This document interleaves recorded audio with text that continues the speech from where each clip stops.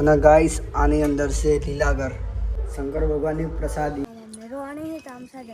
અને ગાઈસ આજ કુનાલનો છેલ્લો દિવસ છે. જય માતાજી, જય દ્વારકાધીશ. ગાઈસ તો ફરીથી સ્વાગત છે તમારું મારા એક નવા બ્લોગમાં. અને આજે છે શિવરાત્રી. અત્યારે હું ગામમાં બેઠો છું કારણ કે જો અમે અત્યારે કૂવા જતા નથી કારણ કે બધા મહેમાનો બધા ગામના લોકો ઘરે બેસવા માટે આવ્યા હોય એટલે હા બધા કૂવો જવાય નહીં. જેમ કોઈ આવ્યા હોય ને અમે કૂવો એટલે પછી સેટ ના થાય એટલે 4-5 દિવસ અમે ગામમાં રોકાવાના છીએ.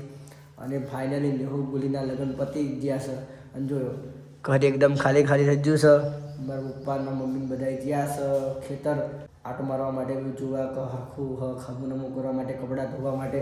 અને અહીંયા હું અને મારા બાતા હું તા અમે 2 જણા ત્યાં ઘરે બેઠા છીએ. થોડીક વાર પછી હું મહાદેવ દર્શન કરવા જવાનો છું. પછી હા અને જો ઘર એકદમ ખાલી ખાલી થઈ ગયું હા અત્યારે કોઈ ઘરે રહ્યું નહીં. જો આ ગાડલા હજુ પડ્યા હાય નહીં. જો અહીંયા હા ને હજુ પાણી જગ ને ડબ્બા ને બધું આ બાજુ પડ્યું હોય અને આ બાજુ ગાડલા ને ખુરશી જે મંડપને હતું એ બધું હા ને ભરી જ ગયું.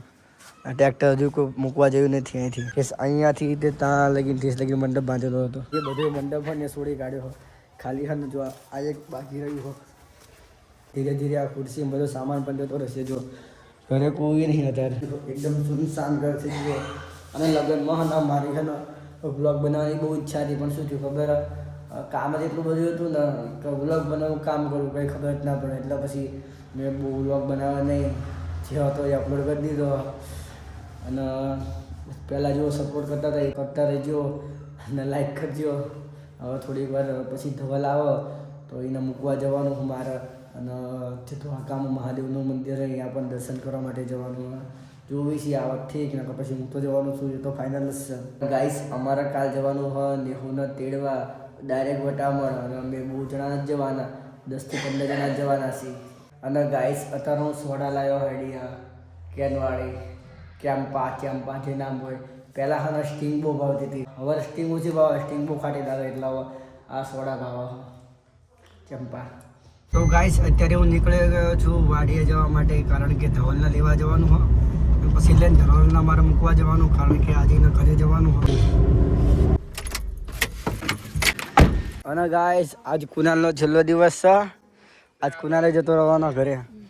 પણ મૂકવા આવવાનું હોય જવું. હા ધવલને મૂકવા જવું. ધવલ એનો થેલો પેક કરી લીધો હા. કુનાલ લાવું પણ લઈ જવા નહીં મારે એને જવાનું હા. અમારે તો પણ હજુ તો તામસા જશે. કોણ તામસા જશે? એ તામસા રોણી તામસા જશે. તો ગાઈસ હવે જવી છે ડાયરેક્ટ ગામમાં. પછી ગામમાંથી બાઇક લઈને જવાનું ધવલને મૂકવા. અરે બે જાય આ બાજુ ખુલશે મમ્મી. ખુલ્લી જ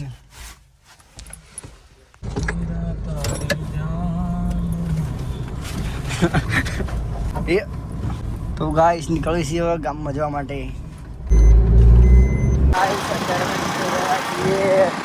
જવા માટે બાઇક ધવલ ચલાવવા, ધવલને મૂકીને પછી જવાનો નાસ્તો કરવા. એ નાસ્તો કરવા નહીં આવવાનો. આવવાનો નાસ્તો કરવા લ્યા થોડું ખાસી ભાઈ મારા હા છોલે કુલચા પેક કરાવવાના. બહુ ભૂખ લાગી છે. હવાનું ખાતું નહીં કશું. પાછળ વાળ બહુ દેખાઈ જાય.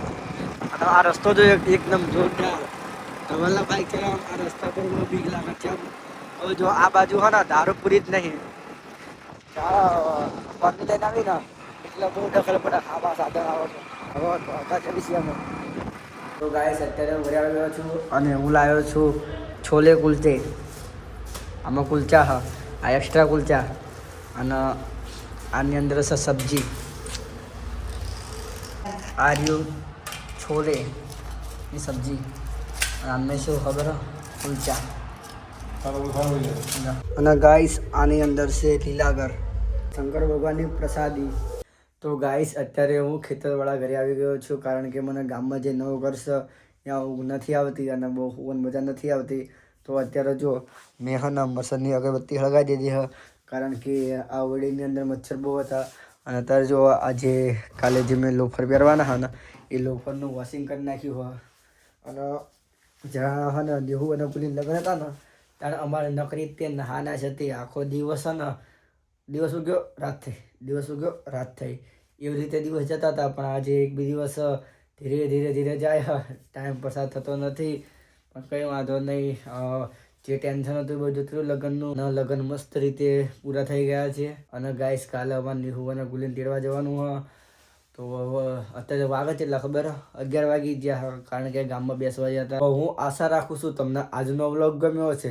ગમ્યો હોય તો લાઈક કરો, ચેનલ ઉપર નવા હોય તો સબસ્ક્રાઈબ કરો. મળીશું ફરીથી નવા વ્લોગમાં. ત્યાં સુધી બાય બાય.